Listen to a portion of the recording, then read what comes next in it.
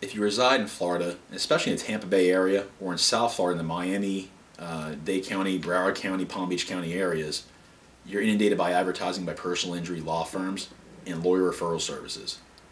And you probably ask yourself, are these good attorneys?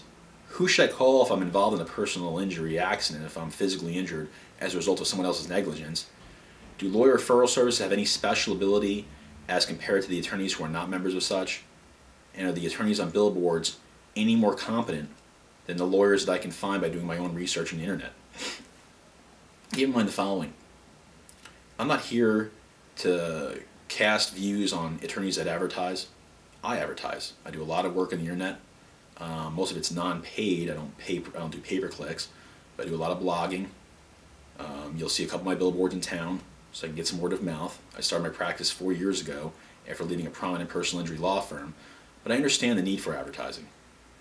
At the same point, keep in mind that advertising is a lot of fluff. It's a lot of hype. Picking an attorney off of a billboard because he or she looks very good posing next to a motorcycle, or they promise that they're going to do the best for you and give you personal attention, that might not always be the truth. Some of them are telling the truth. But are they all? That's a question you need to ask yourself, and the way you find out the information is by going online and doing research. Look at the reviews that attorney has generated. Go to avvo.com, AVVO. That's an attorney database. Go online, look at their Google reviews. Look to see what former clients have said. Look to see what other attorneys in the community say about that attorney. Figure out their reputation, learn about it.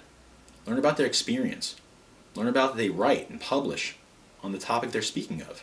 How competent they are in terms of personal injury litigation. Did they litigate their own cases, or did they outsource it to another lawyer when the going gets tough? Are they very well versed in medical information? How competent is your lawyer? Throwing up a billboard does not mean you're competent. Calling yourself a motorcycle injury lawyer does not mean you're a motorcycle injury lawyer.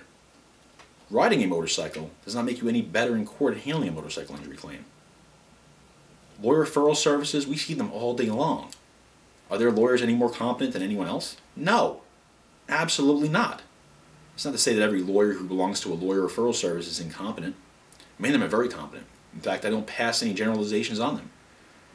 But less than a year ago, 401 Payne, which is a prominent lawyer referral service, entered into a settlement with the Florida Attorney General's office for misleading advertisements.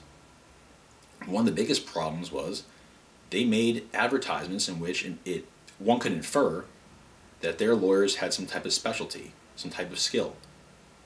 They were told not to do that again.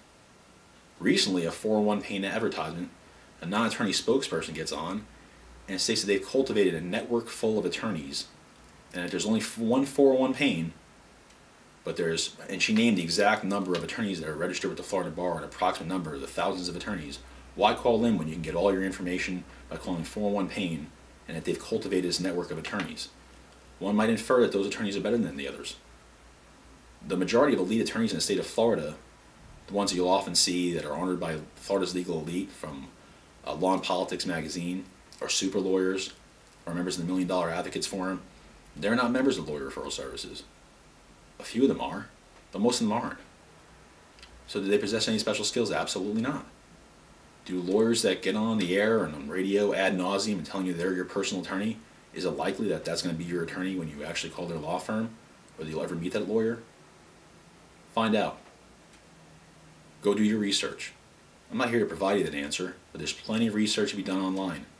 Read the reviews. And don't form your view off one review. There's always an angry client. We can't make everyone happy in life. But the majority is the rule.